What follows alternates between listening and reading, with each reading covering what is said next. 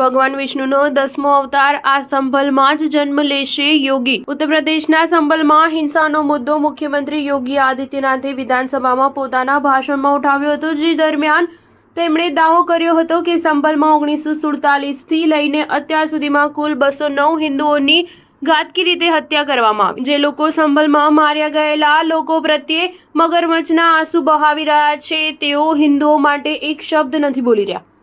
યોગીએ કહ્યું હતું કે આપણું પુરાણ પણ કહે છે કે ભગવાન વિષ્ણુનો 10મો અવતાર સંભલમાં જન્મ લેશે। ઉત્તર પ્રદેશની વિધાનસભામાં આંકડા આપતા યોગી આદિત્યનાથે કહ્યું હતું કે સંભલ હિંસાની શરૂઆત 1947થી શરૂ થઈ છે। 1948માં 6 લોકો માર્યા ગયા। 1958માં ફરી હિંસા થઈ હતી। 1962 અને 76ની હિંસામાં 5 લોકોના મોત થયા હતા। 1978માં 184 હિન્દુઓને સામૂહિક સળગાવી દેવાયા હતા, જે બાદ વર્ષો સુધી આ વિસ્તારમાં કર્ફ્યુ રહ્યો હતો।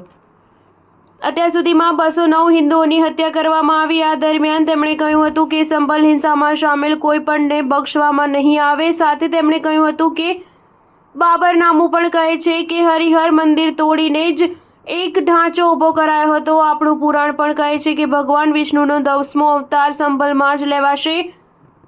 સંભલમાં આવેલી મસ્જિદના સર્વે દરમિયાન હિંસા ફાટી નીકળી હતી। દાવો કરાઈ રહ્યો છે કે આ મસ્જિદને મંદિર તોડીને બનાવાયું હતું, જે બાદ કોર્ટના આદેશથી સર્વે હાથ ધરાઈ રહ્યો હતો ત્યારે હિંસા ફાટી નીકળી હતી, જે દરમિયાન ગોળી વાગતા 5 મુસ્લિમ યુવકો માર્યા ગયા હતા, જેને ટાંકીને વિપક્ષ યોગી સરકારને ઘેરી રહ્યો હોવાથી મુખ્યમંત્રી યોગીએ આ વિસ્તારમાં અગાઉ થયેલી હિંસાની ઘટનાઓને ગણાવી હતી। સંભલમાં તાજેતરમાં 46 વર્ષથી બંધ મંદિર ખોલતા તેમાંથી એક કૂવો મળી આવ્યો છે। કૂવાની ખોદાઈ કરતા તેમાંથી 15થી 20 મૂર્તિઓ અને સ્વસ્તિકવાળી ઈંટો મળી આવી છે। તેથી દાવો કરાઈ રહ્યો છે કે આ કૂવામાં હજુ પણ ઘણું મળી શકે છે। કાર્બન ડેટિંગથી વધુ તપાસ કરવાની માંગણી થઈ રહી છે। શરૂઆતની તપાસમાં એક કૂવો મળ્યો હતો, બાદમાં વધુ તપાસ કરાતા અન્ય 4 કૂવા મળી આવ્યા છે, જેની અંદર શું છુપાવવામાં આવ્યું છે તેની હવે શોધખોળ કરાઈ રહી છે। સ્ટાર ન્યૂઝ 7 હંમેશા સચ્ચાઈની સાથે।